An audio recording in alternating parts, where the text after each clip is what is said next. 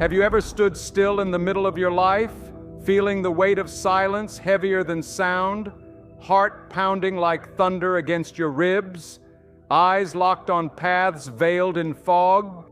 Two roads, neither clear, both terrifying, one whispers of hope, the other cloaks itself in mystery. And you, standing there, trembling not from fear alone, but from something deeper, a longing to know, a yearning for assurance. Your soul cries out into the silence, God, are you leading me? You're not alone. Many stand on this same ledge, some with cracked voices, some with tear-stained faces, some with hearts that no longer beat with wonder, only weariness. They wonder if heaven still hears, if the compass of their faith still points true north, if the captain of their soul has jumped ship and left them to drift. You may be one of them, wandering in a storm with no stars to guide you, desperate for a sign, tired of shattered hopes dressed up as promises, worn down by the deafening echo of unanswered prayers. You don't want guesses. You don't want surface-level encouragement. You want truth. You want to know, not hope, not assume, not pretend. You want to feel the hand of God on your shoulder and hear Him say, "This is the way, walk in it." But the stillness feels cruel. The silence seems empty, and the wait stretches longer than your strength. Yet I tell you, with every spark of certainty in my soul, with every ounce of flame still burning in my bones, He is leading you. Even now, even here, even in this. But understand this, the road He calls you to is not for the faint-hearted. It's not lit with convenience. It doesn't wind through comfort. It does not echo with applause. No, it is carved for the broken, for the bold, for the desperate, for the ones who no longer care about ease, but only about truth, who would rather walk in the dark with God than in daylight without Him. This road is for the seekers, the ones who don't just want the promises of God. They want God. They want to feel His breath in the silence, to sense His gaze, even when the night is long, to walk with Him through valleys that don't make sense, to keep moving forward even when the only light is the burning ache in their soul that whispers, "Don't stop, He's still with you." This is the holy path, where heaven's whispers outweigh earth's opinions, where the invisible becomes more real than what you can touch, where you discover that the stillness was never empty, it was sacred. The wilderness you thought meant abandonment, it was preparation. The silence you thought meant disapproval, it was invitation. The detour you thought was failure, it was alignment. The waiting you thought was wasted, it was worship. You don't need a map when you trust the guide. And though He may not show you the destination, He will never withhold His presence. And in the end, that's all you truly need. So here, in this quiet moment, with no trumpets or thunder, with no clear signs or easy paths, make your decision. Not to run, not to panic, but to stand, to breathe, to listen, to take the next step with trembling faith and stubborn trust, because the one who called you has not changed, and His hand has never let go. This road will not be easy, but it will be holy. And it starts here. Not when the fog lifts, but when you trust despite the fog. That's where the journey begins. He is leading you, not by force, not with shouts from the sky, but with a whisper that refuses to be silenced. There's a fire in this truth, one that won't be tamed by logic or put out by fear. It burns in the marrow. It sings in the silence.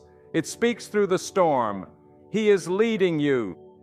This is not a message for the comfortable, not for those looking for an easy path lined with guarantees. This is not for those who want to stay dry while still praying for rain. This is for the thirsty, the desperate, the ones who cry out in the night and still dare to believe dawn is coming. He does not hand out blueprints. He offers Himself. He does not promise explanations. He promises presence. And His presence is not casual. It is not convenient. It is fierce. It is wild, it is holy. The voice that leads you is the same one that split the seas, the same one that calmed the wind, the same one that hung the stars and then came down to walk among the dust. But he does not shout over your noise. He waits for the stillness. He waits for you to silence the chaos inside long enough to hear the pulse of heaven beat beneath your questions. If you're waiting for him to speak in thunder, you may miss him whisper in mercy. Some of you have been crying out for direction, but God is waiting for your desperation to become devotion, for your questions to turn to surrender, for your restlessness to become reverence. This isn't about finding the perfect path. It's about walking closely with the perfect one. To follow him isn't to receive step-by-step clarity. It's to walk with courage into the fog, knowing the one beside you sees what you cannot. You may not always know where, but you always know who. You may not always feel the road under your feet, but you feel the hand holding yours. You may not always understand the season, but you trust the shepherd. This is the essence of divine direction. It doesn't come with flashing signs, it comes with sacred surrender. God doesn't always lead with convenience. He leads with conviction. He leads with peace that doesn't make sense, with promptings that stir the soul, not soothe the flesh, with moments that demand faith, not comfort. So let go of the need to understand, release the need to control. You are not called to map the path. You are called to follow the light. The light that doesn't always illuminate the whole road, but enough for the next step. And that is enough.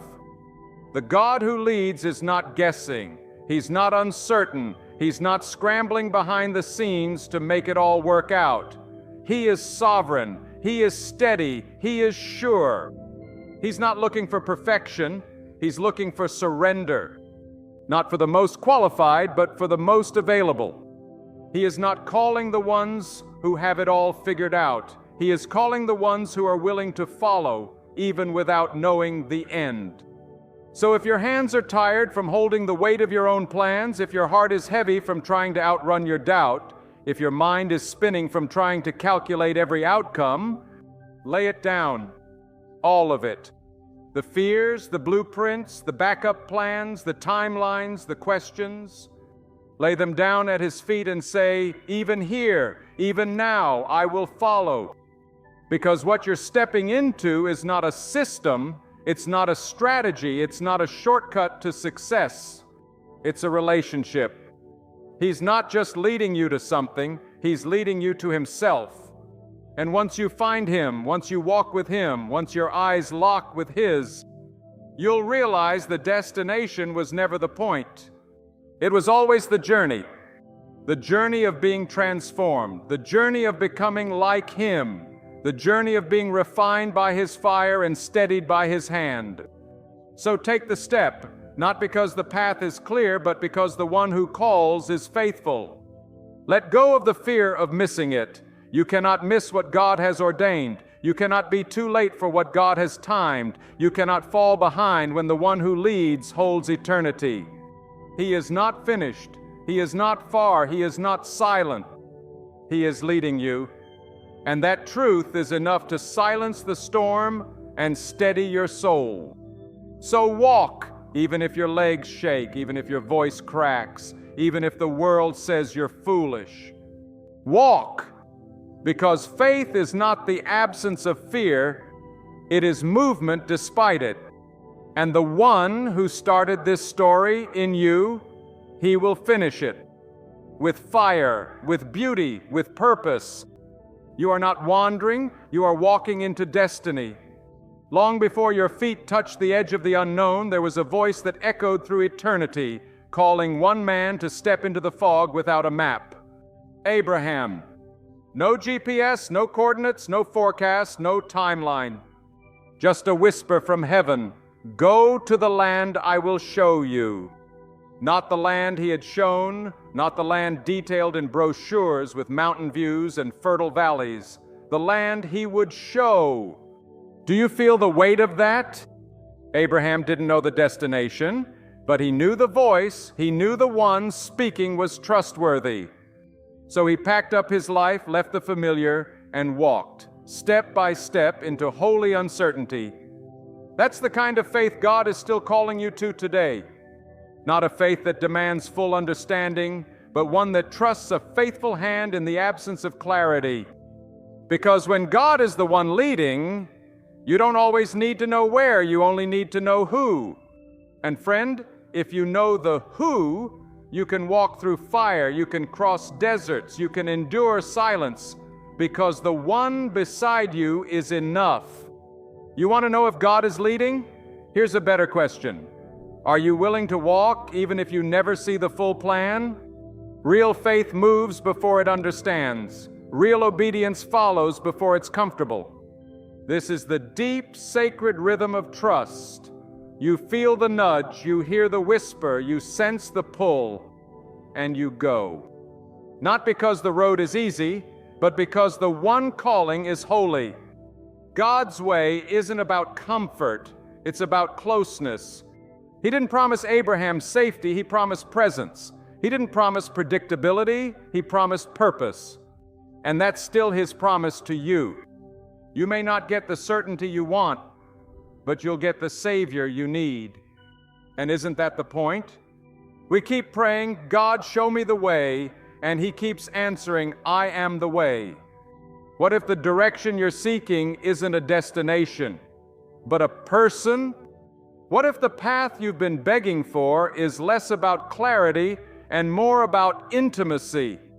Abraham walked into nothing and found everything. He left behind what made sense and found what mattered. He stepped away from the scene and walked straight into the unseen promises of God.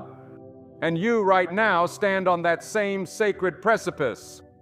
You don't have the full map, but you have a promise. You have a whisper. You have a fire in your belly that won't die. That's not random. That's not foolishness. That's not emotional hype. That's the Spirit saying, go. And understand this, the call to go isn't always physical. Sometimes it's a call to leave behind your comfort zone, your addiction to control, your craving for applause, your addiction to certainty. Sometimes it's the call to leave behind your past, to drop the baggage of shame, to walk away from what broke you, to let go of the version of yourself that survival forced you to become. God isn't just calling you to a place, He's calling you to become someone. Someone new, someone forged by faith, not fear, someone who walks with God so closely the world can smell heaven on your life. But it starts with go. Go, even if you're scared. Go, even if no one else understands. Go, even if you have to walk alone. You may leave people behind. You may disappoint expectations. You may have nights where the silence feels suffocating. But don't stop. Because obedience is the gate to overflow. Trust is the doorway to transformation. God doesn't bless your convenience. He blesses your obedience. He's not asking you to understand everything. He's asking you to take the next step. Just like Abraham, the first patriarch, the father of faith, the man who stepped into mystery and became a nation, all because he heard the whisper and said yes. You are called to that same lineage of faith. This isn't a story locked in the pages of Genesis. It's a living word beating in your chest right now. You've heard the whisper. You've felt the tug. You've sensed the fire. Now the choice is yours. Will you stay where it's safe and forfeit what is sacred? Or will you go? Will you trust Him with your future even if the path ahead is foggy? Will you release your grip on control and let the God of Abraham write your story? Because what lies on the other side of your yes is not just blessing, it's transformation. The land He will show you is more than geography, it is destiny. But you won't see it until you move. So pack up your fears, gather your questions, and go anyway, because faith isn't about having all the answers. It's about trusting the one who is the answer. And when you follow Him, you may not know the way, but you'll always know you're walking towards something holy, just like Abraham and just like you, if you dare to say yes. He doesn't need lightning to guide you. He doesn't send earthquakes with every command. He doesn't always write his will in the clouds or shout it through the wind. More often than not, God speaks with his eye. Psalm 32:8. I will instruct you and teach you in the way you should go. I will guide you with my eye. Pause. Let that sink in. Not with his hand, not even with his voice, but with his eye. Do you know how close you have to be to someone to be guided by their eyes? You must be near enough to catch the movement, quiet enough to feel the shift, still enough to lock eyes with the eternal. This is the kind of intimacy God is offering. Not leadership at a distance, but communion at a whisper. You don't need to chase signs when you have his gaze. You don't need to beg for direction when your eyes are fixed on his. But most don't come that close. They stand in the crowd waiting for a billboard from heaven. They long for thunderclaps and burning bushes, all the while ignoring the subtle, sacred pull of his glance. There is something breathtaking about being led by the gaze of God. It means he is watching. It means he is near. It means he is attentive to every movement of your life. It means you don't have to strive to get his attention. You already have it. But it also means you must draw near, not just in crisis, not just in need, but in love, in quiet, in reverence. This is not leadership for the lazy. It's intimacy for the hungry. To be guided by his eye, you must sit in his presence long enough to lose your own agenda. You must quiet your opinions, mute your preferences, and submit your desires to something higher. Most people miss God's direction not because he isn't speaking, but because they aren't looking. They want guidance without relationship, clarity without closeness, wisdom without worship. But God is not a vending machine of answers.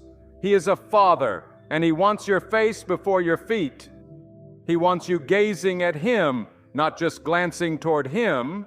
He wants your eyes locked on his, not your hands demanding his gifts. His guidance is not given to the distant. It is reserved for the devoted. You must lean in. You must tune out the noise. You must train your soul to recognize the look in his eyes that says, "This is the way, walk in it." When you live that close, you don't need confirmations from people.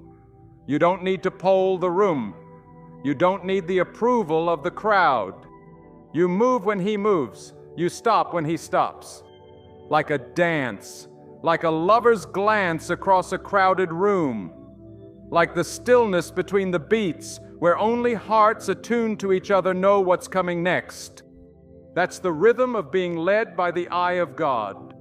It's not loud, it's not always fast, but it is deeply personal, wildly secure, and beautifully sacred. And oh, what peace flows from that kind of nearness. Because when you walk this closely with him, you stop fearing wrong turns, you stop obsessing over what ifs, you stop second-guessing every step. You know you're led, not because the path is clear, but because your eyes are locked with the one who leads. And that's enough. You could be surrounded by fog, you could be in the middle of uncertainty, you could be facing giants, walking through fire, or standing before impossible odds. But if your eyes are on him, you will not fall. Peter walked on water not because the sea was calm, but because his eyes were on Jesus. The moment he looked away, he sank. So too will your faith sink the moment you take your eyes off the source. But when you look again, when you refocus, when your soul returns to that holy alignment, you'll rise. Not because of the absence of storms, but because of the presence of the Savior. This is how he guides, with his eye, with stillness, with love. You don't need louder answers, you need a deeper gaze. So lean in, draw near, stay close. Let the world rage around you, let the confusion swirl. But you stay locked in. Because if he's guiding you with his eye, then every step becomes sacred, Every pause becomes prayer, and every turn becomes a testimony. The question isn't, is God speaking? The question is, are you close enough to see it? You're trying so hard to understand the path before you obey. You want the whole picture before taking the first step. You're staring at the crooked road, waiting for it to straighten. But faith never worked that way. God never promised you clarity. He promised you Himself. You don't need to see the whole staircase. You only need to trust the one who built it. He didn't ask for your analysis. He asked for your yes. We're a generation chasing the spectacular and ignoring the still. We're addicted to moments that sparkle, to feelings that validate, to signs that scream. But the God who formed the universe often leads not through thunder, but through stillness. And stillness is a language only the surrendered understand. We miss His direction because we're waiting for lightning when He's guiding with breath. We're standing in the noise, demanding volume, while He's whispering in silence. You don't need another miracle. You need maturity. The maturity to walk when there is no applause. The maturity to obey when there's no audience. The maturity to follow when there's no guarantee. You're waiting for a sign, but God's waiting for your surrender. You say, "Show me and I'll go." He says, "Go and I'll show you." Because obedience opens what understanding cannot. There's a holiness in the unseen step. There's a power in the unglamorous yes. The world may not notice. The crowd may never cheer. But heaven moves at the sound of your surrender. You want to know God's will for your life? Acknowledge Him. Not just in your prayers, not just on Sundays, not just when you're desperate. Acknowledge Him in your dating life, in your career decisions, in your friendships, in your discouragement, in your silence. Trust isn't trust if it only lives in the spiritual realm. It must reach into the corners of your everyday life. When you acknowledge Him in all your ways, He promises to direct your steps. Not suggest, not advise, direct. And He does it with peace. Not peace that makes sense, not peace that the world understands, but peace that transcends logic. Peace that silences panic. Peace that stills your racing heart. Peace that acts like an umpire in the game of your soul. Let peace rule. When it leaves, something's off. When anxiety reigns, pause. When confusion clouds, step back. God does not direct through chaos. He directs through peace. And not the peace that's felt in comfort, but the peace that endures in the storm. That's how you know it's Him. It's not the absence of difficulty, it's the presence of peace in the midst of it. That stillness that doesn't make sense, that quiet resolve that tells you you can trust this, that's Him. He's not the author of confusion, He's the architect of clarity. But clarity doesn't always come in vision, it comes in presence. Stop chasing clarity, start chasing Him. You don't need all the answers, you need one presence, one whisper, one anchor. You need the still small voice that says, even here, even now, I am with you. Faith isn't built on certainty, it's built on trust. And trust is forged in the fire of unanswered questions. It's formed in the quiet of obedience. It's proven in the walk that doesn't always make sense. You don't need a voice from the sky. You need to still your soul and let peace be your compass. And when you feel it, when peace wraps itself around your heart like armor, follow it.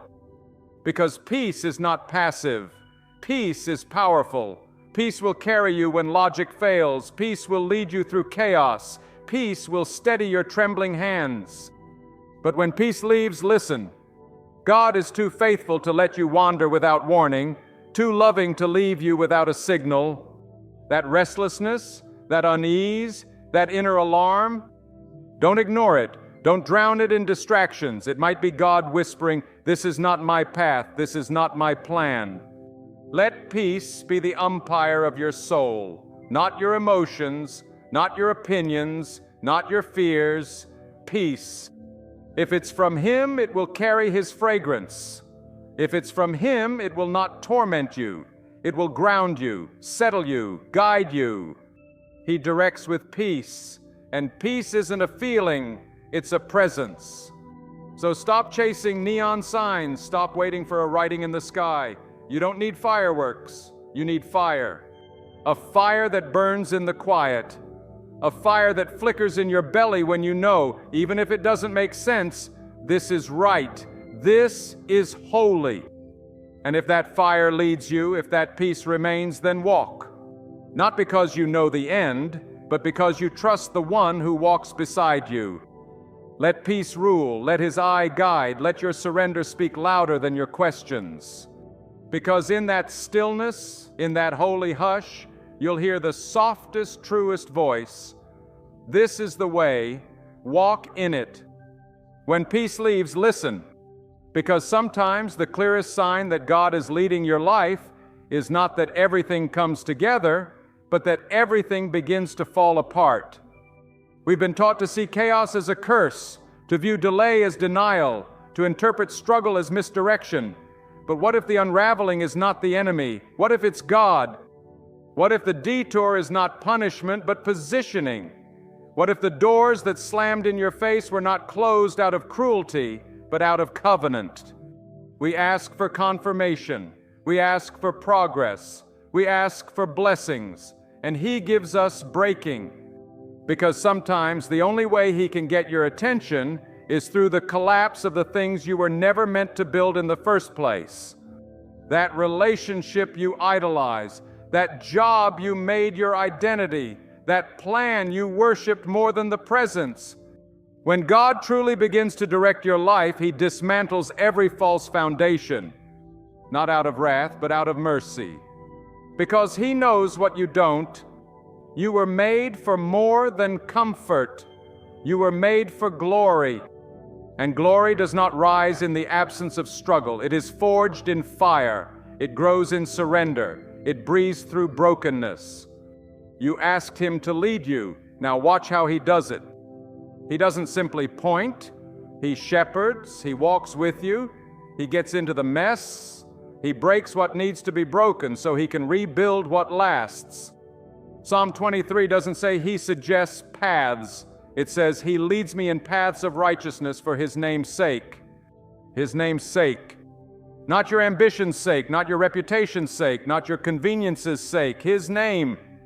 Which means your direction is not about your comfort, it's about His glory.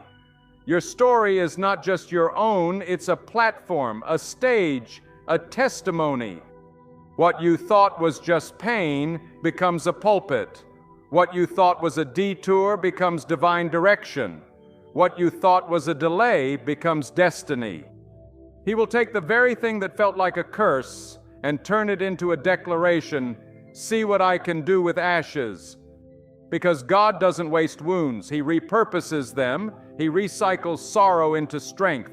He refines through fire. You asked Him to use your life, but are you willing to let Him break it first? Because you can't carry glory if your hands are still clinging to what needs to die. You can't step into destiny with the weight of yesterday still on your back. He's not just trying to guide your steps, He's trying to shape your soul. So when everything shakes, when the storm hits, when what you built collapses, don't panic, don't flee, don't curse the ground. Look again. Look for the hand that is still leading. Look for the shepherd who doesn't leave when the valley darkens. Look for the grace that remains steady when all else is stripped away.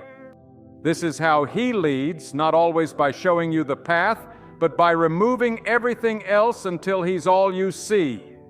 This is how He speaks, not always through answered prayer, but through unanswered ones that lead you to deeper surrender. This is how He guides, not always into ease, but into holiness. When God is directing your life, you will lose some things, but you will find everything. You'll lose illusions. You'll lose ego. You'll lose the lie that you're in control. But you'll find clarity. You'll find depth. You'll find a peace that can't be shaken. Let Him lead, even through the fire, even through the wreckage. even through the days that make no sense. Because He's not just walking you to a place, He's walking you through the process of becoming. You want purpose? He'll give you pruning. You want blessing? He'll give you breaking. You want arrival? He'll give you wilderness. Because He's not interested in shortcuts. He's committed to sanctification. He will not rush what is eternal. He will not skip steps in the refining. So let it fall. Let what can't remain be shaken. Let what isn't rooted in Him be removed. Because what's coming is better than what's leaving. What He's building is stronger than what collapsed. And what feels like an end is often just the holy beginning. So when the peace leaves, pause. When the road cracks, kneel. When the signs vanish, listen. Because you're not being punished, you're being prepared.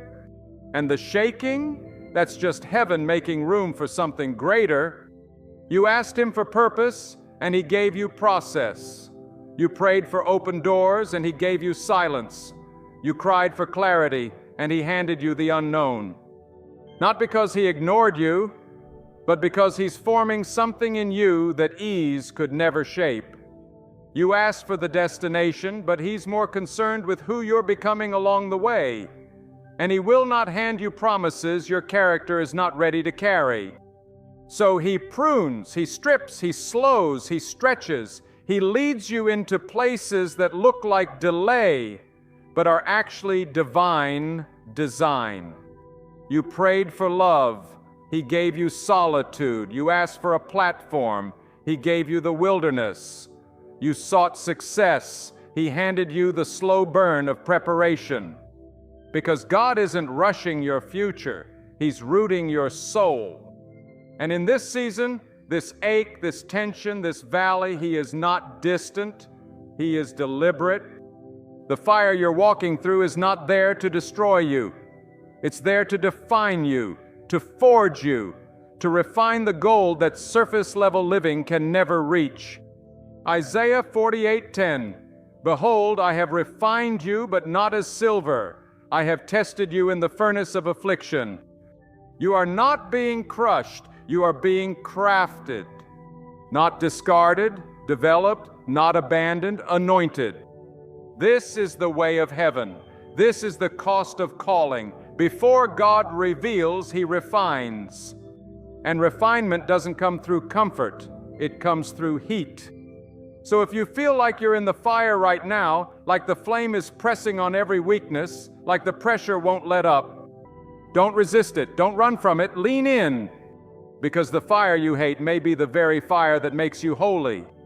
You want the oil? The olive must be crushed. You want the wine? The grape must be pressed. You want the breakthrough? The vessel must be broken. The process isn't punishment. It's preparation. The suffering isn't pointless. It's sacred. He is not playing games with your life. He's shaping something eternal with your days. That dry place you're in, it's where He speaks the clearest. That wilderness you hate, it's where He reveals what was hidden. That silence you fear, it's where your roots grow deepest. Because what God is doing in you is more important than what you're asking Him to do for you. He'll delay the platform until the pride is gone. He'll hold back the promise until the faith is real. He'll keep you hidden until your heart is ready to carry the weight. And it's mercy, it's not rejection, it's protection. You're asking for the mountain, He's forming the muscle. You're dreaming of arrival, He's teaching you to endure. Because when the weight of glory comes, you'll need the strength this season gave you. So don't despise it, don't curse the season of silence, don't rush the refining. If He gave you what you asked for now, you'd either idolize it or destroy it. So He waits, and He works, and He walks with you. Even in the fire, even in the process, even when it feels like nothing is happening. Because something is happening. You're being made new. Your strength is being rebuilt. Your pride is being dismantled. Your faith is being fortified. Your purpose is being purified. This is what it means to be led by God. It doesn't always look like momentum. It often looks like molting. the shedding of what no longer serves you, the dying of what can't go with you, the undoing of everything false, so that only the real remains. And when the refining is done, when the flame has burned away every pretense, every idol, every shortcut, what will be left is holy. Not flashy, not famous, but faithful. And faithful men and women are the ones God trusts with nations. So let Him finish what He started. Let Him complete the work He's doing in your soul. It may hurt now, but it will heal. It may be hidden now, but it will shine. You are not forgotten. You are being forged. And soon, you'll look back and say, thank you for the fire. Because it didn't consume you, it changed you, it called you, it carried you. And it led you into the destiny only the fire could open. You keep asking for clarity, but God keeps asking for closeness. You want the plan, but He wants your presence. You want a straight answer, but He desires surrendered intimacy. You say, Lord, show me what to do, and He replies, come closer. Because direction doesn't always come in lightning bolts. Sometimes it comes in the quiet weight of surrender. God is not interested in simply giving you instructions. He wants to transform your identity. He is not in a rush to reveal the next step if your heart is still wrestling for control over the one you're standing on.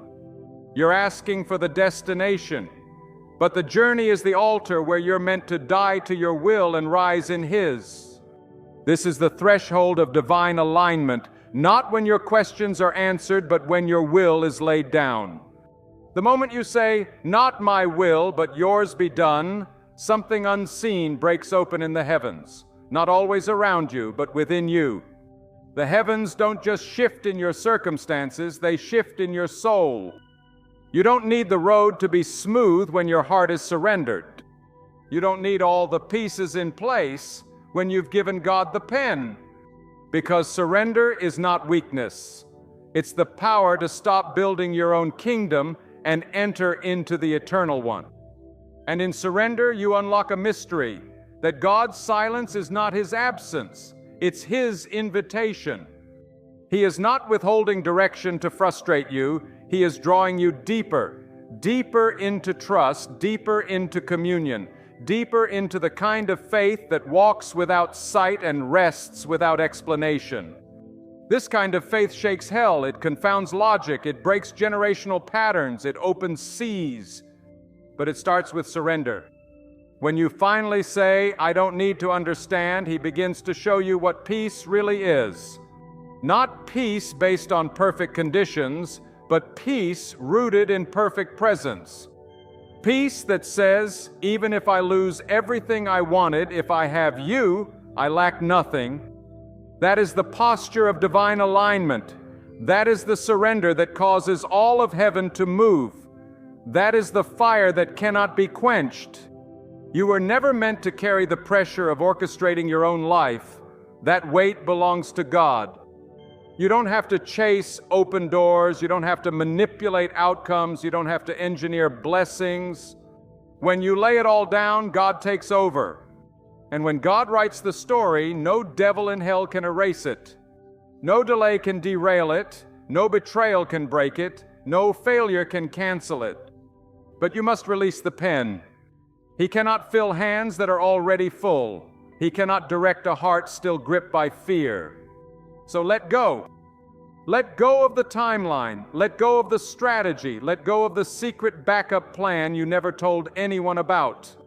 You don't need it. You only need Him. And when you finally loosen your grip, you'll find something miraculous happens. The fog begins to lift. Not always outwardly, but inwardly. Because divine direction isn't just about getting somewhere, it's about becoming someone. The kind of person who walks with God not because the path is clear, but because the shepherd is near. This is how He leads. Not always in the loud, not always in the spectacular, but in the small moments of daily surrender, the whispered prayers, the weeping obedience, the unclenching of fists that once held idols and now rise in worship. God is not trying to impress you with His plan. He's trying to possess you with His presence. He's not showing off, He's drawing in, closer, deeper, higher, until your heart beats in rhythm with His, until your feet move not by impulse, but by inspiration, until your days are no longer yours, but yielded completely to the King. This is divine alignment, not magic, not chance, not good vibes. Surrender. Surrender that says, I'll stay if you say stay.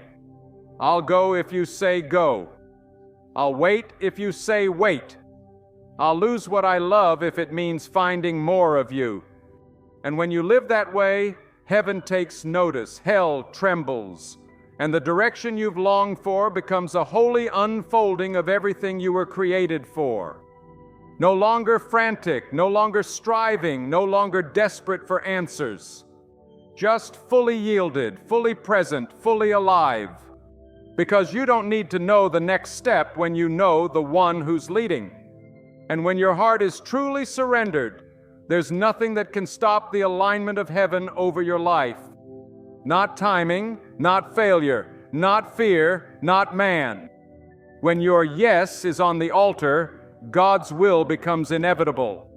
Not because of your strength, but because of your surrender. So kneel, lay it down, all of it. Let this be your declaration. Not my will, not my plan, not my way, only yours. And when heaven hears that cry, hell has no defense. You are no longer a wanderer. You are a warrior of surrender.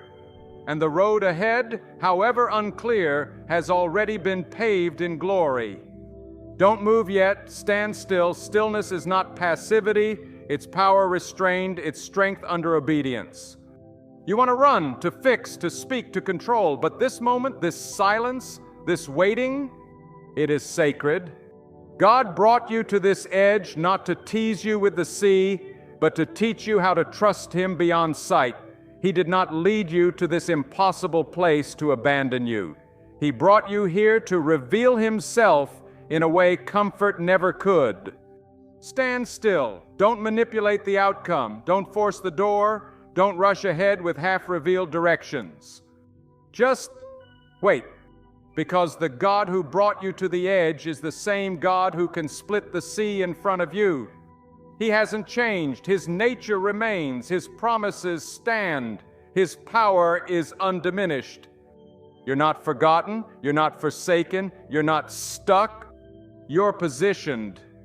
Positioned for something miraculous, something holy, something only He can do. And yes, there will be opposition. When you follow divine direction, hell will push back. The enemy will whisper, "Did God really say that?" The storm will roar, "You're alone." Doubt will rise, "This doesn't make sense. Turn around." But you, child of God, you've heard the whisper. You've seen the signs, you've felt the fire. And though the winds rage, you carry an anchor called peace. Not peace that comes from circumstances, not peace born of logic, but peace that defies the very nature of the storm. The kind of peace that lets you sleep in a boat while the waves rise. The kind that steadies your heart when all around you trembles. The kind that says, "I know who my God is, and I know He brought me here on purpose." That peace is your compass. That peace is your defense. That peace is proof that you are walking a path laid out by divine hands. Psalm 37:23 says, "The steps of a good man are ordered by the Lord," not suggested, not theorized, ordered. Every step, even the hard ones, even the painful ones, even the lonely ones, they are ordered. There is no wasted movement in the kingdom. No accidental detours, no random delays. Each turn, each pause, each intersection, choreographed by the one who sees the end from the beginning. But you must stay close enough to hear Him whisper, "This is the way, walk in it." You must remain surrendered enough to move, even when it doesn't make sense, even when the road looks barren, even when you don't feel brave. Because faith is not the absence of fear, it is obedience in spite of it.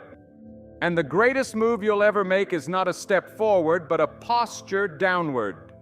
On your knees, eyes lifted, hands open, heart yielded. That's where direction is born. Not in striving, but in surrender. Not in motion, but in stillness. Not in control, but in trust. Are you close enough to catch the whisper? Close enough to recognize his nudge? Close enough to stop when peace lifts and wait until it returns? Because when God leads, he doesn't shout from a distance. He walks beside you. He whispers beside you. He dwells beside you. He is not just your commander, he is your companion. And when you finally trust his steps over your plans, everything shifts. You stop living by luck, you start walking by leading. You stop waking with dread, you rise with direction. You stop striving to prove yourself. You stand in the confidence of one chosen and called. It's not about being fearless, it's about being faithful. Full of faith, even in the dark, even in the pause, even at the edge of the sea. Because when God is leading, you don't measure progress by speed. You measure it by obedience. And obedience often means waiting, waiting when the world says hurry, waiting when fear says flee, waiting when your flesh says fix it. But in the waiting, God is working. He's splitting seas you can't yet see. He's shifting hearts in rooms you've never entered. He's aligning miracles that will meet you when you step out in faith.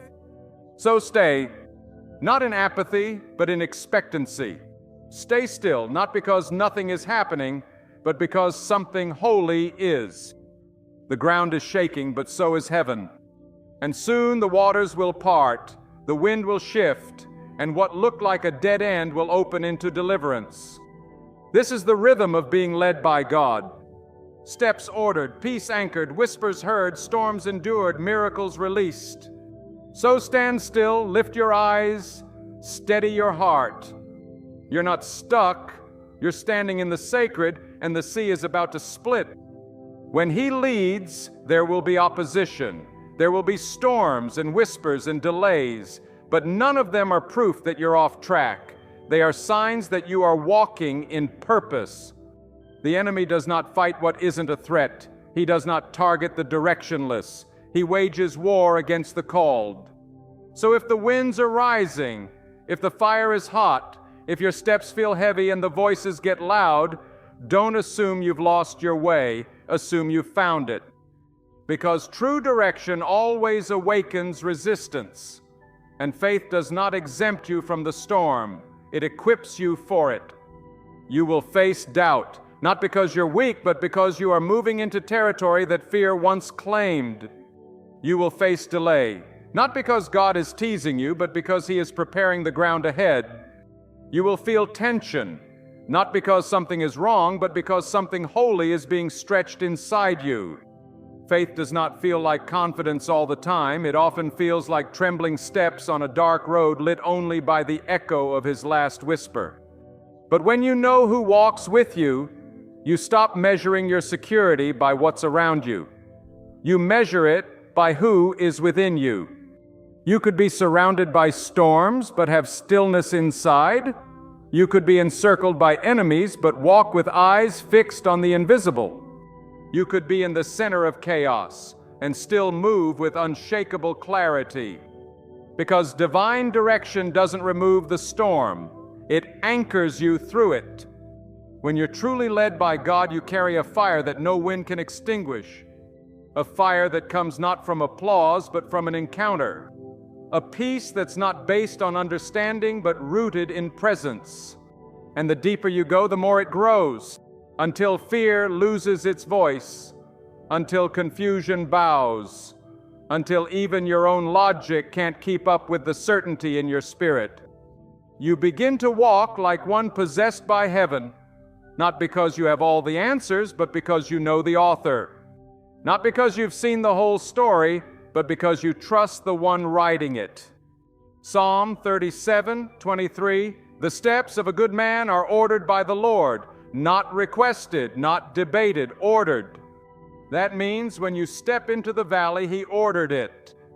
When you face the lion's den, He ordered it. When you're overlooked, He ordered it. Not to harm you, to prepare you, to teach you the terrain of trust. Because faith that isn't tested cannot be trusted. Peace that isn't shaken cannot be proven. Purpose that isn't forged cannot last.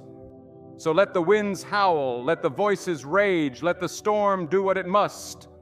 You stand. You stay surrendered, stay grounded, stay burning. Because the steps are still ordered, the mission is still intact, the anointing has not lifted. Are you close enough to hear the whisper, not the shout, not the fire, not the earthquake? The whisper. Isaiah 30:21. You shall hear a word behind you saying, "This is the way, walk in it," whenever you turn to the right or to the left. That's the kind of leading God offers. Not frantic, not forced, but quiet, consistent, deep. He doesn't always scream. He waits for the ones who are still enough to hear Him, and that's your call now. Not to figure it all out, not to make it happen faster, but to stay close, to lean in, to listen. Because the whisper of heaven is louder than the roar of hell. And when you hear it, when you know it's Him, move. Move, even if it doesn't make sense. Move, even if no one understands. Move, even if you're afraid. Because divine direction will always ask you to trade comfort for courage, to leave the familiar for the flame, to walk into the unknown with the assurance that even here, even now, God is with me. This is the fire that burns within those who are led. Not emotional hype, not spiritual guesswork, but raw, resilient surrender. And once you walk like that, there's no going back. You don't need the crowds. You don't need constant affirmation. You don't need guaranteed outcomes. You only need the whisper that says, "This is the way," and that is enough. So don't fear the opposition. Don't mistake the battle for failure. Don't retreat just because it's hard. You are walking on ordered steps. You are led by holy fire. You are carried by the one who sees the end from the beginning. And what He has spoken, no storm can undo. No man can cancel. No devil can derail. You are walking in purpose, even when it's painful, especially when it's painful. Because the road of obedience is narrow, but it is filled with glory. So walk on, warrior, eyes fixed, heart steady, feet ready. The storm may rage, but the whisper still leads. He doesn't need your strategy. He's after your surrender. When you yield fully, something changes, not just in the way you move, but in who you become. You begin to live not by instinct, but by intention. Not by reaction, but by revelation. Not by fear, but by fire. That's what happens when the Spirit leads. You stop walking by chance, you walk by divine choreography. You start to see that even your weeping has timing. Even your silence has rhythm. Even your waiting has purpose. Suddenly, your life becomes a sacred dance, every step directed, every delay ordained, every detour divine. You don't wake up anymore asking, "What do I want?" You rise and say, "Lord, what would you have me do today?" This is not a shift in schedule. This is a shift in surrender. Your dreams no longer sit on the throne. He does. Your preferences no longer rule your steps. His peace does. And it changes everything. You begin to walk with confidence, not because the road is easy, but because your trust is anchored. You wait with patience, not because waiting gets easier, but because you know what's coming is worth the cost. You weep with hope, not because pain disappears, but because you know that pain now has purpose. You war with peace because even your battles are no longer about survival. They're about glory. This is the fruit of being led. Not popularity, not applause, not certainty, but peace but purpose, but presence. And when you walk this path, this narrow, unseen, spirit-carved path, you realize something. You don't need everything to go right when you know you're going with God. Even in the darkest hallway, even when every door looks locked, even when silence stretches longer than strength, you walk on. Not because you see, but because you hear. Isaiah 30:21 still whispers, "This is the way, walk in it." And that voice, that whisper in the chaos, it is more precious than gold. Because it doesn't just lead you out of confusion, it leads you into calling, into authority, into healing, into the exact place He prepared before time began. But you must stay close, you must stay still, you must stay sensitive.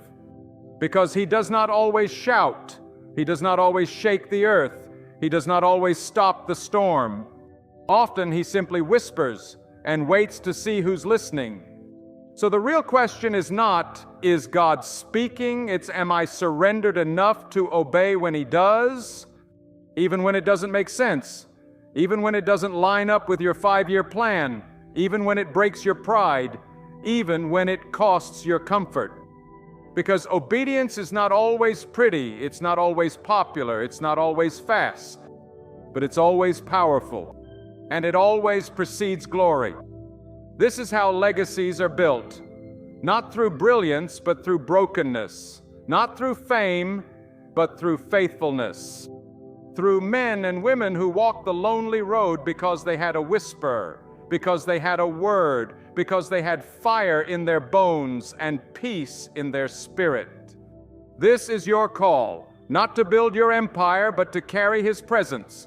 Not to climb the ladder, but to kneel in obedience. The world may not understand it. They may laugh, question, doubt, walk away.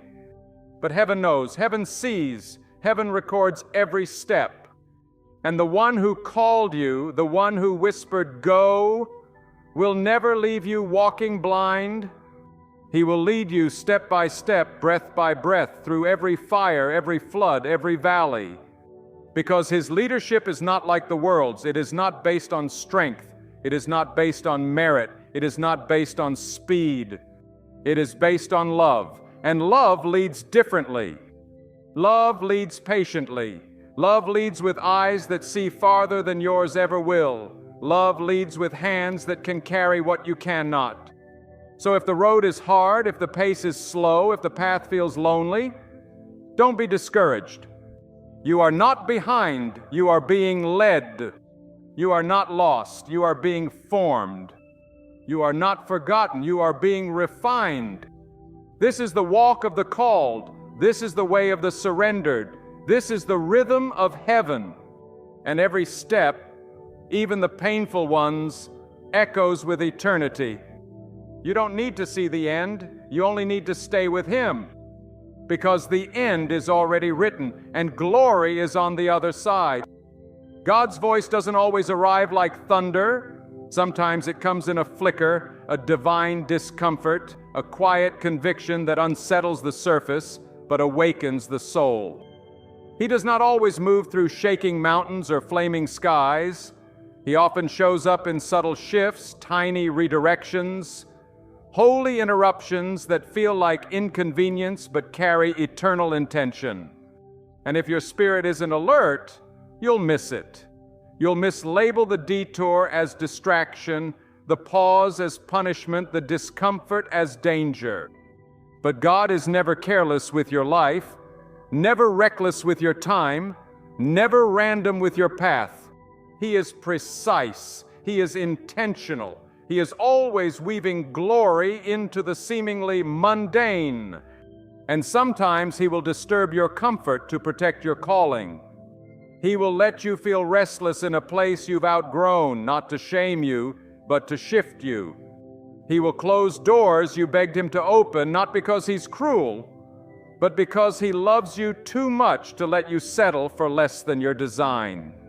When He redirects, it's never accidental. It's divine mercy in motion.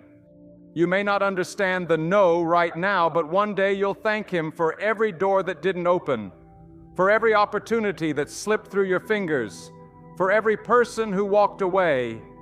Because when you're surrendered, every detour is divine. Every delay is protection. Every dead end is a setup for glory. But to live this way, you must be sensitive. Sensitive enough to recognize when the route changes. Sensitive enough to admit when your plan doesn't align with His path. He's not leading you in circles. He's leading you in layers. Unfolding you, unpacking you, molding you for what He already sees ahead.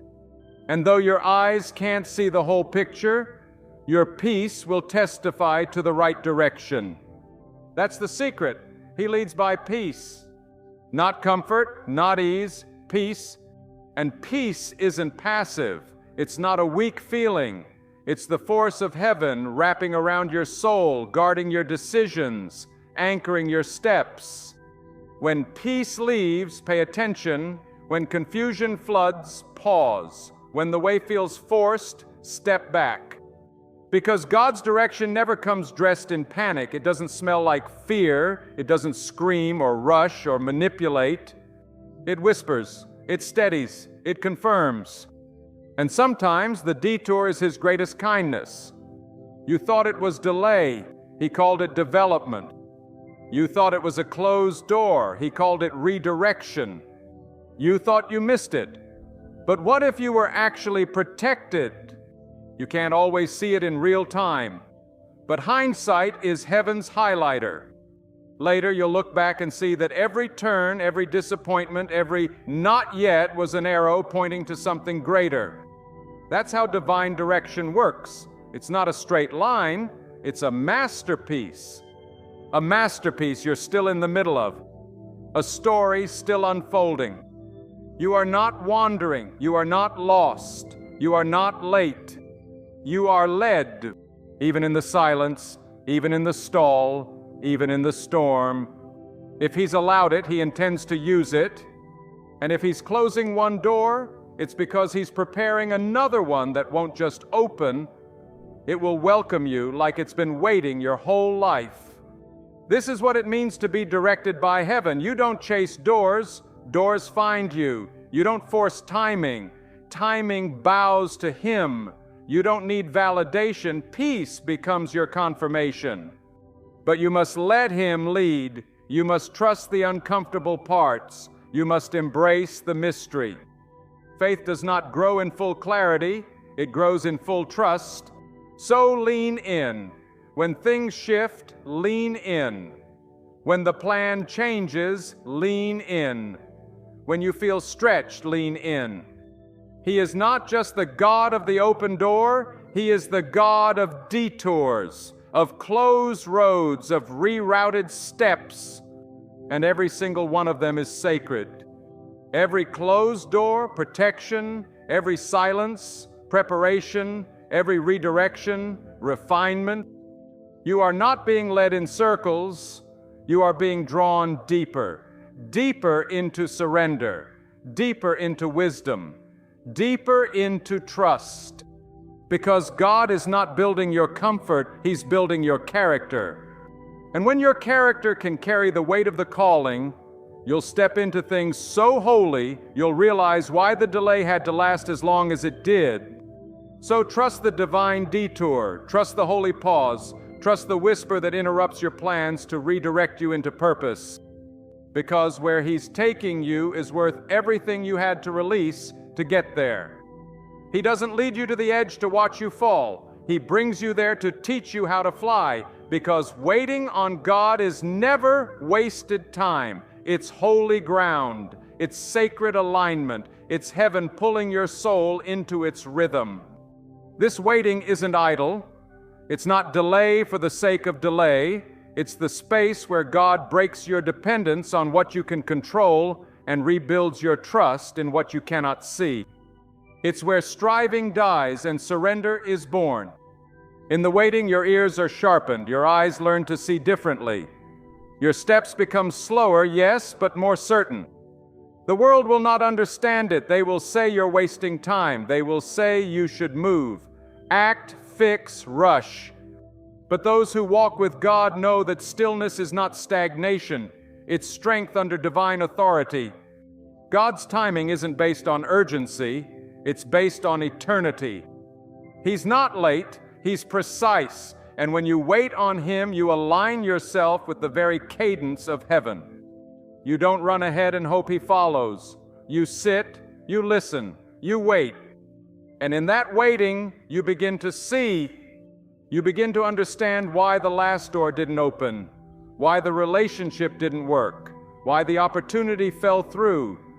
You begin to recognize that some delays were actually deliverance, that some pauses were actually protection, that some moments of silence were God pulling you close, not pushing you away. There's a thread of grace woven into every moment you wanted to rush. It held you still when you would have ruined the plan. It tethered you to truth when your feelings screamed for escape. And now you can breathe. Not because it all makes sense, but because you've learned that peace doesn't depend on answers. Peace is the answer. When God is the one leading, you stop knocking on doors that aren't yours. You stop forcing outcomes that were never ordained. You stop exhausting yourself trying to hold together what God already let fall apart. Because divine direction carries a different weight. It doesn't chase, it attracts. It doesn't strive, it rests. It doesn't demand, it discerns. And when it's Him, you'll know, because His favor feels different. It doesn't come with stress, it doesn't come with anxiety, it doesn't come with chaos. It comes with grace. You'll find yourself walking into rooms you didn't have the credentials for, and still being chosen. You'll step into moments that feel tailor-made for your soul, because they are. You'll move into spaces where peace precedes you, where the door doesn't creak open, it swings wide, as if heaven itself ushered you in. That's divine direction. Not forced, not fabricated, but flooded with favor. And when God opens a door, no man, no system, no timeline can shut it. But if it does shut, if it doesn't open, if it slips away like sand through your fingers, release it. Don't hold on to what He has removed. Don't grieve what was never meant to stay. Don't chase what's already been surrendered. Because if it was a relationship that fell apart, a position you lost, an opportunity that closed, and peace left with it, then it wasn't God's will. He will not lead you with confusion. He will not bless you with burden. He will not gift you what your soul cannot carry. His direction always carries the fragrance of His peace, even when it's hard, even when it's costly. That's how you'll know it's Him. He won't always lead you out of difficulty. Sometimes He will lead you into it. Just like He led Jesus into the wilderness, just like He sent Joseph into prison, just like He allowed Job to be tested. Not to punish, but to prepare. Not to destroy, but to define. Because direction is not about comfort, it's about destiny. And you are not called to a life of shallow ease. You are called to the deep waters of holy purpose. So stop chasing what sparkles. Start chasing what sanctifies. Stop asking for what's easy. Start asking for what's eternal. There is a way that seems right to a man, but its end is destruction. That's not just scripture, that's a warning. Not everything that feels good is God. Not everything that looks right is righteous. You need discernment. You need maturity. You need the humility to say no to what glitters so you can say yes to what is godly. Because the path of divine direction is not always paved in gold. It's paved in obedience. Obedience that costs. Obedience that burns. Obedience that builds altars on the ashes of your own will. But it leads somewhere glorious, somewhere holy, somewhere you were born to stand. So let the world call you foolish. Let them question your stillness. Let them wonder why you're not panicked like they are. You don't need their confirmation.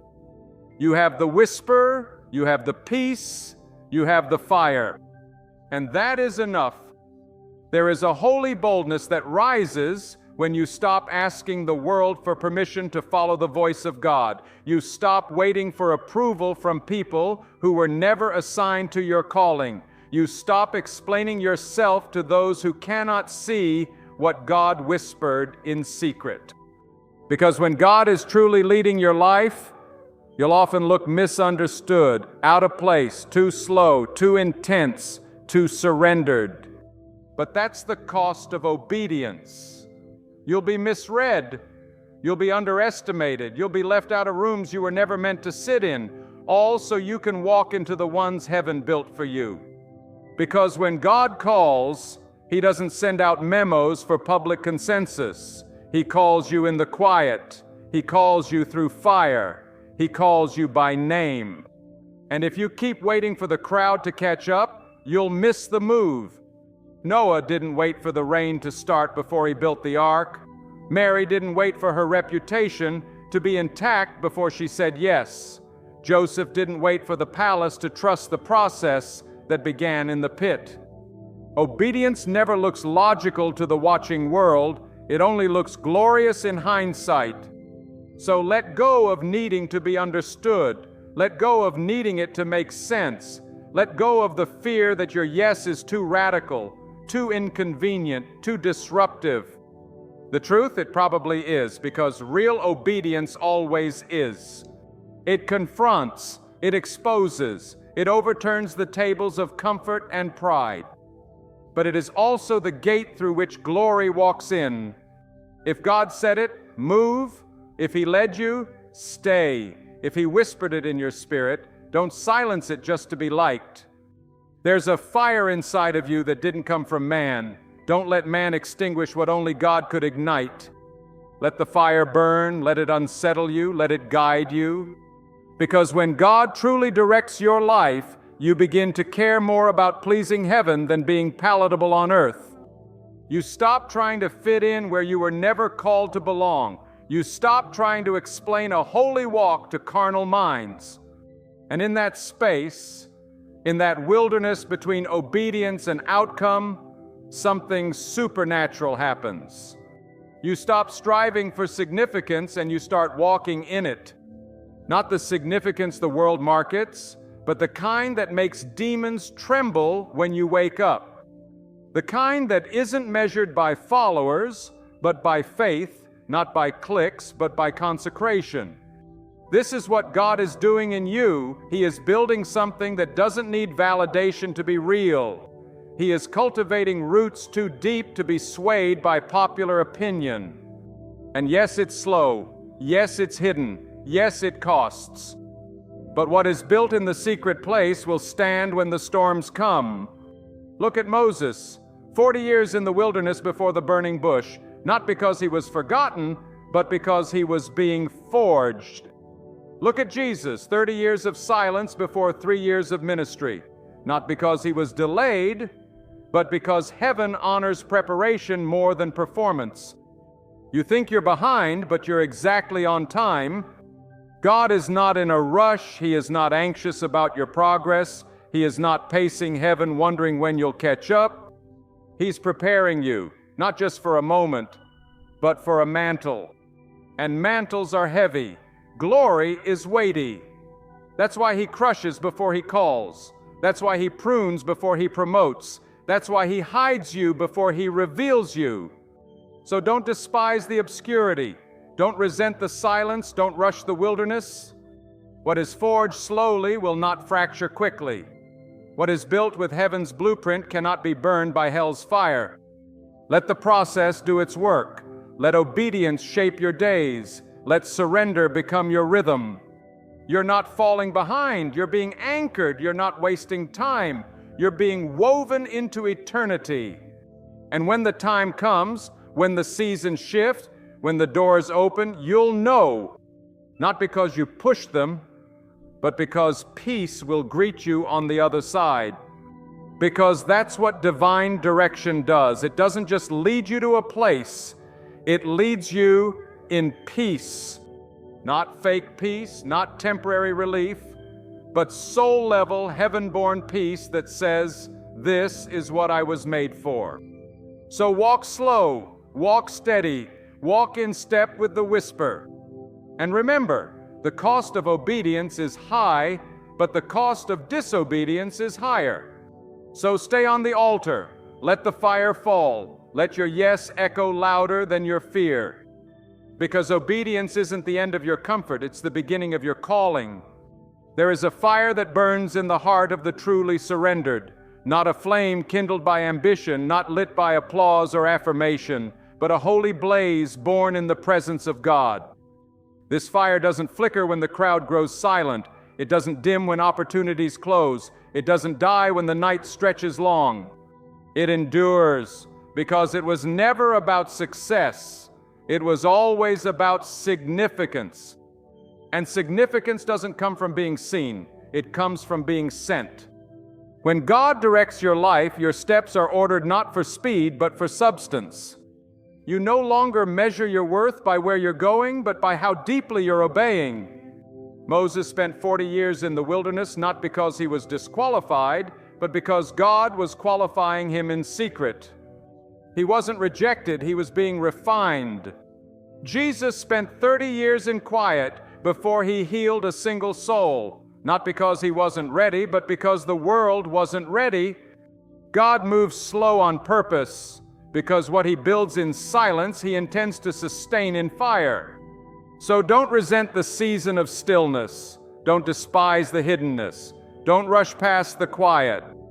You're not stuck. You're being shaped. The forge of preparation is not punishment. It's love, a love that refuses to place you before you're rooted, a love that chooses formation over fame. Because what's formed in secret has the power to stand in the storm. It's in the wilderness that your voice is purified. It's in the silence that your motives are stripped. It's in the obscurity that your strength is tested. And when that work is done, when your yes can't be bought, when your surrender isn't seasonal, when your devotion survives disappointment, then he reveals what he's been writing all along. Not to make you important, but to make him known. When God is leading, you'll stop chasing platforms and start chasing presence. You'll stop praying for shortcuts and start asking for strength to stay. You'll realize that the slow road, the hard road, the narrow road is often the only one paved with glory. Because what's easy isn't always eternal, what's fast isn't always faithful, and what's big isn't always blessed. The world says climb, heaven says kneel. The world says take, heaven says die. The world says be known, heaven says be faithful. And you must decide which voice will lead your life. Because the voice you follow will shape the path you take and the person you become. When you follow his voice, your days stop being about progress and start being about presence. You wake up with a different hunger, you walk with a different posture, you breathe with a different rhythm. You no longer ask, how fast can I get there? You ask, how deep can I go with you today? Because you know, the deeper you go, the more unshakable you become. You've been through too much to chase what's shallow. You've tasted too much of God to settle for glitter. Now you want fire. Now you want truth. Now you want him. And when that becomes your cry, you enter a new kind of walk, one not fueled by pressure, but by peace. Not led by opportunities, but by obedience. Not driven by doors, but by direction. Because your life is no longer your own, it's been placed in the hands of the only one who sees every moment and calls it good. This is the beauty of divine direction. It takes your striving and replaces it with stillness. It takes your desperation and fills it with confidence. It takes your performance and transforms it into pure worship. And now, you're dangerous to the darkness, not because you're perfect, but because you're planted, because you've learned how to wait, because you've let him burn away what doesn't belong. And what's left? What remains? A vessel of glory, a warrior of peace, a son, a daughter, unshaken, unmoved, led. So let the seasons change. Let the crowd come or go. Let the world misunderstand your pace. You know what they don't? God's path may not be fast, but it is faithful, and what He begins, He finishes, always. This is the shift, when you stop asking God to follow you, and you finally start following Him. No more dragging heaven into your plans, no more treating prayer like a pitch meeting, no more handing God blueprints and begging for His stamp of approval. You set it all down, the ambition, the timeline, the need to be seen, understood, validated. You trade it for a question so simple, so sacred. Lord, what would you have me do today? That's when your walk becomes worship. Not a checklist, not a performance, but the natural rhythm of a life surrendered to a higher purpose. Sometimes He leads you into the spotlight, but more often He leads you into the shadows, into hidden places, into quiet rooms, into roles no one applauds, into assignments no one posts about. And that's where the real miracles happen, not where the world watches, but where the heavens lean in. Because when you serve in silence, when you pray behind the scenes, when you forgive what no one else saw, when you love those who never say thank you, that is divine direction at work. Not all direction looks like momentum. Some of it looks like maturity. It's not always a step forward. Sometimes it's a deeper root. Sometimes God tells you to stay when everything in you wants to run. Sometimes He tells you to wait when everyone else is moving. Sometimes He asks you to love the one who wounded you, just to show you that mercy is your ministry. This is the cost of being led. You no longer belong to your impulses. You belong to the whisper. You no longer build your life on open doors. You build it on open hands. And that may lead you into pain. It may lead you into sacrifice. It may lead you into spaces where everything in you wants to scream, "This isn't fair." But when you remember who's leading, you stop measuring the cost and start trusting the character of the one who called you. Because direction without devotion is just movement. But direction birthed in intimacy, that's legacy. That's the kind of life that echoes past your breath, that shapes generations, that shakes kingdoms, not because you shouted, but because you obeyed. This is where the fire is, not in the grand gestures, but in the daily yes, the quiet yes, the hard yes. God, I'll stay here if you ask me to. God, I'll walk away even if it breaks me. God, I'll forgive even when they never say sorry.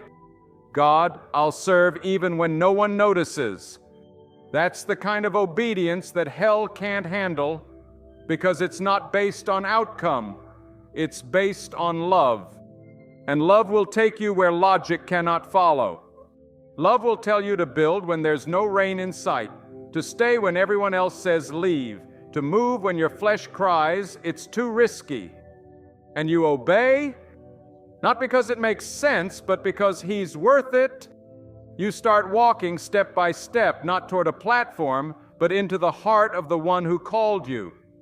You stop counting milestones and start marking moments where your faith grew deeper. Moments when you obeyed without understanding. Moments when you laid down your rights and picked up your cross. Moments when your yes cost you, but built something eternal. This is the walk of the Eled, not glamorous, not always visible, but glorious in ways the world cannot comprehend. So don't panic if it looks quiet. Don't quit if it feels slow. Don't doubt if the applause is gone. He sees, He knows, He's leading. And the places He leads you may not always look like promised lands. At first, they may look like prisons, like deserts, like wilderness. But look again, because those are the places where giants fall, where angels visit, where callings are confirmed, where destiny is born. So fix your eyes, not on outcomes, but on obedience, not on pace, but on presence. This is divine direction, when every step becomes a prayer, every choice becomes worship, every moment becomes ministry. And the beauty is, you don't even need to know the whole path. You just need to keep saying yes, one breath at a time, one step at a time, one surrender at a time. Because when you walk with Him, you never walk in vain. Sometimes you wonder, is this really where I'm supposed to be? The hallway feels too long, every door looks locked, the lights are dim, no answers, no movement, just echoes of your own questions. But even here, even in this place where nothing seems to move, you are being led. Because divine direction doesn't always look like open doors. Sometimes it looks like holding patterns. Sometimes it looks like standing still with holy defiance, believing that God is not done, even when everything feels paused. The truth is, there will be seasons where nothing around you affirms the voice you heard, where your obedience looks like failure, where your prayers feel like they hit the ceiling, where even your own reflection questions your calling. But hear this, He is not absent in your waiting. He is working in the unseen. He is speaking even in the stillness. He is more present in your pause than you could ever imagine. It is in these places, the dark hallways of faith, where the deepest kind of trust is born. Not trust rooted in outcomes, not trust rooted in blessings, but trust rooted in intimacy, where you stop asking for signs and start asking for Him, where the goal is no longer clarity, but closeness. And that's when the whisper comes, not through thunder, not through spectacle, but through the quiet breath of heaven that says, "This is the way, walk in it." That whisper doesn't always remove the storm, but it will guide you through it. It won't always unlock the door, but it will teach you how to stand while you wait. It won't always explain the season, but it will anchor your spirit in a peace the world can't touch. Because this is how our God leads, with stillness that steadies you and fire that refines you. Not always with answers, but always with presence. He is not leading you to confusion, He is leading you through transformation, and transformation takes time. It takes breaking, it takes emptying, it takes letting go of the idea that God's will is always comfortable. Because sometimes God will direct you into difficulty, not out of it. Not to destroy you, but to reveal you. He'll send you where your flesh wouldn't go, so your spirit can become what comfort would never allow. That's why Joseph had to go to prison. That's why Job had to be tested. That's why Jesus had to walk into the wilderness, led by the Spirit. Because direction isn't always about avoiding trouble. It's about finding truth in the middle of it. And in that place, in that fire, He doesn't just reveal the path, He reveals you. The you that trusts without sight. The you that walks when everyone else runs. The you that chooses obedience when it costs everything. The you that says yes when it would be easier to hide. That's the one He's forming. And when the time is right, when the testing has done its work, when your soul is ready to carry what your calling requires, the door will open. Not because you kicked it down, but because God turned the key, and no one can lock what He's ordained to open. That's the difference with divine direction. It doesn't open by force, it opens by favor. You don't have to manipulate it, you don't have to manufacture it, you don't have to beg for it. You just stay surrendered, stay faithful, stay near, and you will find yourself walking into rooms that make no sense except that God sent you. Rooms you're not qualified for, but favored to fill. Battles you shouldn't win, but grace makes you more than a conqueror. Platforms you didn't chase, but obedience brought you to. That's the reward of staying in step with Him. But you have to be willing to endure the silence, the slowness, the stillness. You have to stop treating waiting as a curse and start seeing it as a sacred space where your identity is secured. Because in that place, He isn't just preparing the way, He's preparing you. And when the moment comes when He says, "Now," you'll be ready, not because you feel strong, but because you've been anchored. Because you've been through the hallway, You've walked the narrow road. You've worshiped without answers. You've obeyed in the dark. And now you carry something that can't be faked, a fire that wasn't lit by hype, but by heaven. So if you're in the hallway, keep walking, keep listening, keep watching for the whisper. The door will open, the moment will come, and when it does, you'll know it wasn't your effort, it was His ordering. You are not lost, you are being led. You are not forgotten, you are being formed. And every step, yes, even the ones you didn't choose, are part of a design far greater than you can imagine. Psalm 121 lifts its voice. I lift my eyes to the hills. Where does my help come from? My help comes from the Lord, the maker of heaven and earth. The one who made the galaxies is the one guiding your steps. The one who breathed stars into space is watching over every detail of your story. He does not slumber. He does not overlook. He does not miss a moment. He is not pacing the halls of heaven hoping you'll figure it out. No, He orders your steps. He directs your path. He weaves your detours into destiny. And here's the truth many never grasp. To know that God is directing your life is to finally grasp that you are not an accident. You are not random. You are not a mistake. You are not a product of broken circumstances. You are a masterpiece, formed before the foundations of the world, fashioned by hands that do not tremble, breathed into existence with purpose, etched into every cell. Ephesians 2:10 says it plainly, for we are God's workmanship, created in Christ Jesus for good works, which God prepared beforehand that we should walk in them. Before you took your first breath, He had already mapped the miles. Before the heartbreak, before the betrayal, before the breakdown, He knew the end from the beginning. And He still chose you, still called you, still wrote your name into a story that will echo through eternity. But to walk in this truth, to live it, you must release your grip on what was and take hold of what is. You must stop measuring your life by pain and start measuring it by purpose. Because not even your wounds are wasted. Not even your silence is empty. Not even your waiting is pointless. God uses everything, every tear, every delay, every disappointment. Look at Joseph, betrayed by brothers, falsely accused, forgotten in a prison. And still, Genesis says this, but the Lord was with him. That's it. That's the power, not the promotion, not the robe, not the crown. The presence. The Lord was with him in the pit, in the prison, in the waiting. That same God is with you. Even now, even here. The path you're on may not look like purpose. It may look like pain, but pain does not mean purposeless. It may be the proving ground for everything He's called you to carry. So walk it, not with fear, but with fire.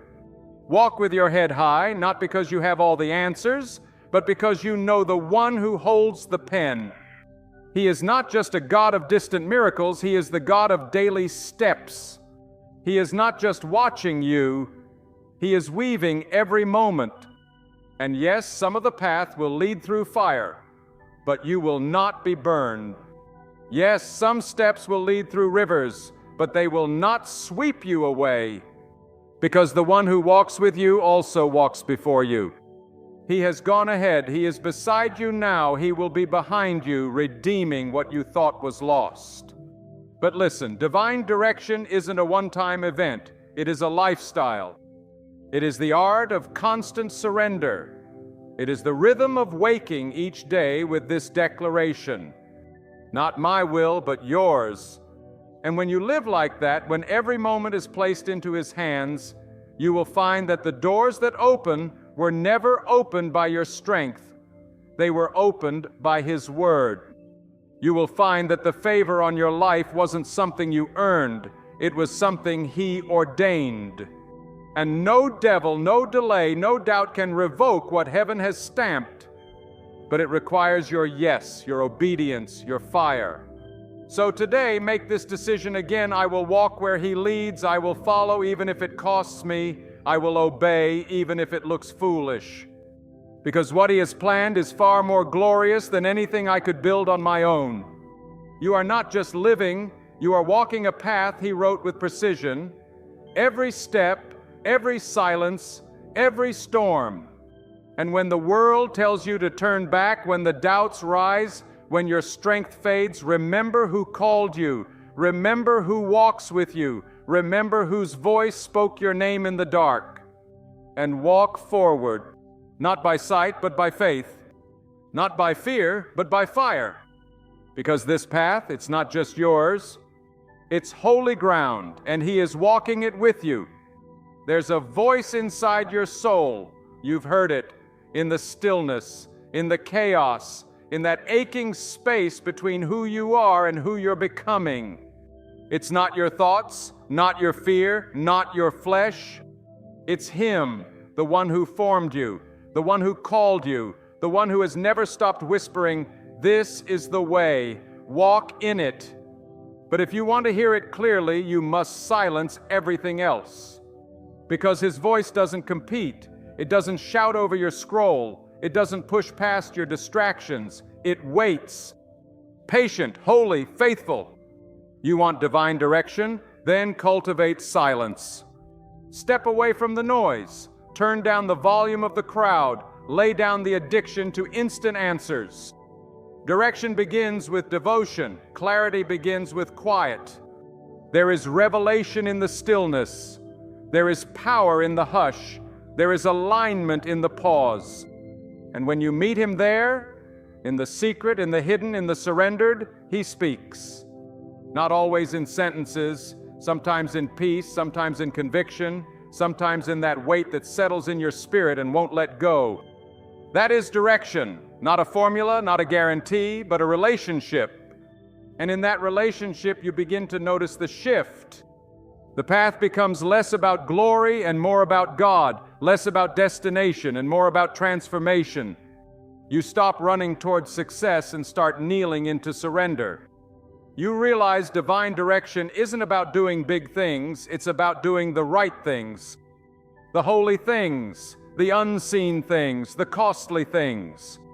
Like humbling yourself when pride demands a voice. Like staying in the secret place when influence calls your name. Like choosing integrity when compromise offers reward. These are the markers of those who are led. They don't chase the spotlight, they chase the Savior. They don't measure progress by applause, they measure it by obedience. They don't define blessing by accumulation, they define it by fruit. Because when God is leading, it shows in your life, not just your lips. Are you walking in love, joy, peace, patience, kindness? That's the fruit of being led, not hype, not numbers, not hustle. Fruit. And fruit doesn't lie.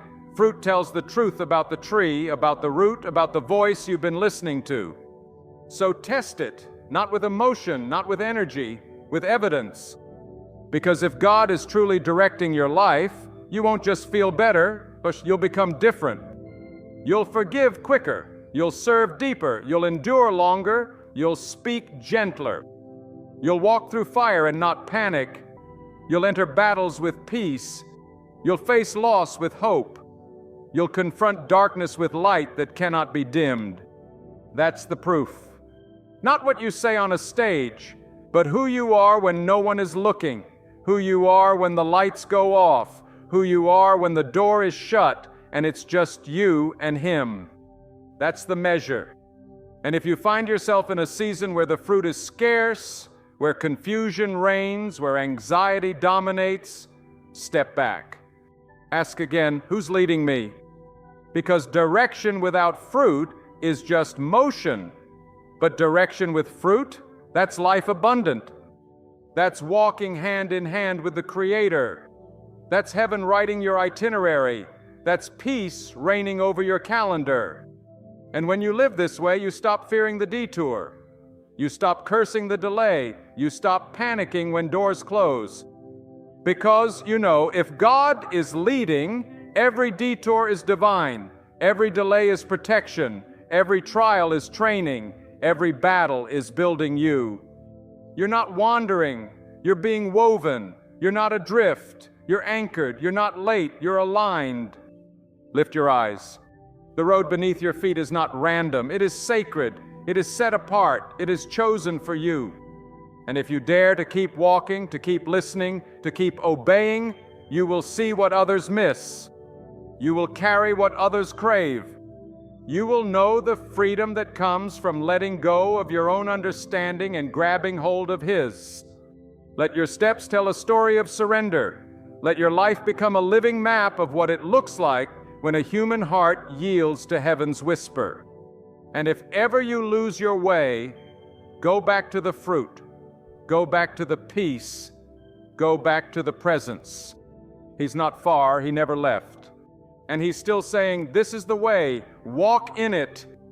To know God is directing your life is to live with an unshakable certainty that every breath, every step, every delay, every detour has meaning. Not the kind the world applauds, but the kind that heaven records. You're not waking up each day hoping it all magically works out. You're rising with the quiet confidence that your life is in the hands of the one who spoke light into existence. He didn't just call you, He crafted you.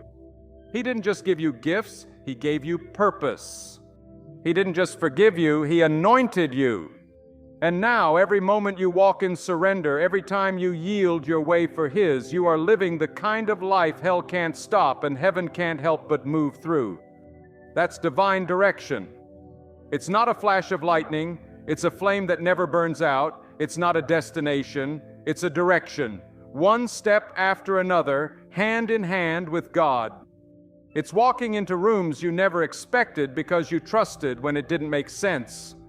It's standing when everyone else gave up because you remembered who promised to carry you. It's becoming what you never imagined because you let go of the version of yourself that fear tried to preserve. This is what obedience builds. It builds resilience. It builds faith. It builds a life that testifies of glory. Not a story built by human wisdom, but by holy surrender. A life that whispers to the broken, see what He can do with ashes. A life that screams to darkness, light still wins. Your footsteps, however ordinary, are writing eternity into the earth. And when the time comes to cross the threshold into forever, when your days have all been spent, when your journey ends and your eyes meet the one who led you, you won't regret one sacrifice, not one delay, not one lonely yes, not one misunderstood calling. Because He will look at you with fire in His eyes and joy on His face and say, well done, my good and faithful servant, you walked the way I showed you. You didn't just exist, you obeyed. You didn't just move, you followed. You didn't just live, you were led. And in that moment, everything will make sense. The pain, the waiting, the fire, the pruning, the closed doors, the midnight tears, the steps that felt like stumbling, the yes that cost everything. It will all shine like gold in His hands, not because it was easy, but because it was eternal. So don't you quit now, don't you settle, don't you shrink back. You are not too late. You are not too broken. You are not behind. You are exactly where you need to be for heaven to pour fresh fire into your spirit. Right here, right now, let it consume every fear. Let it burn away every doubt. Let it ignite every buried calling. This is not the end. This is the beginning of a deeper walk, a louder yes, a greater glory. Let your feet move in rhythm with the Spirit. Let your heart beat in sync with His whisper. Let your life become the map others follow when they no longer trust their own sight. Because the greatest sermon you'll ever preach will not come from a pulpit. It will come from your steps. Steps ordered by God, steps kissed by peace, steps forged in fire, steps drenched in surrender. And when you walk like that, you don't need to shout. You become the message. So rise, not in fear, but in faith. Speak, not from hype, but from holy authority. Move, not to impress, but to obey. And let your life scream into the atmosphere. My steps are ordered. My God is faithful. I am being led. Not once, not sometimes, but always. Forever and always, you are being led. By love, by peace, by power, by the voice that still says, "This is the way, walk in it." Now walk. Word count 1099. Total word count 20 parts, 22,079. Thank you for trusting me with this journey. Let me know if you'd like the full script formatted for screen, narration, or cinematic pacing.